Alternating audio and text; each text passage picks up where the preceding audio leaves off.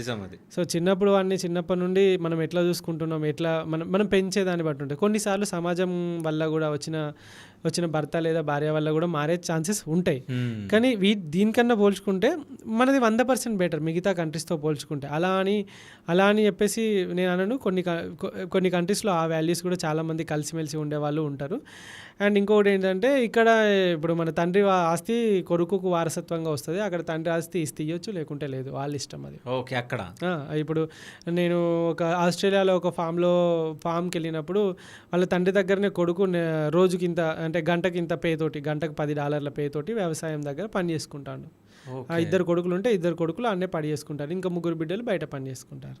Okay. అంటే మీరు అర్థం చేసుకోండి, తండ్రి ఆస్తిని వాళ్ళు ఆశించరు అండ్ తండ్రి ఆస్తి కొడుకులకు ఇస్తా అని చెప్పాడు. అది రూలు లేదు ఇవ్వాలని. ఇక్కడ ఏంటంటే ఆస్తి కోసం, దానికోసం, దీనికోసం ఇప్పుడున్న జనరేషన్లో దొంగ ప్రేమలు నటించడం, లేదా ఆస్తి వస్తాయని చంపేయాలా, ఇలాంటివి చాలా జరుగుతున్నాయి, చూస్తున్నాం మనము ఇలాంటివన్నీ ఆస్తుల కోసం. బట్ అక్కడ నేను చూసుకున్నంత వరకు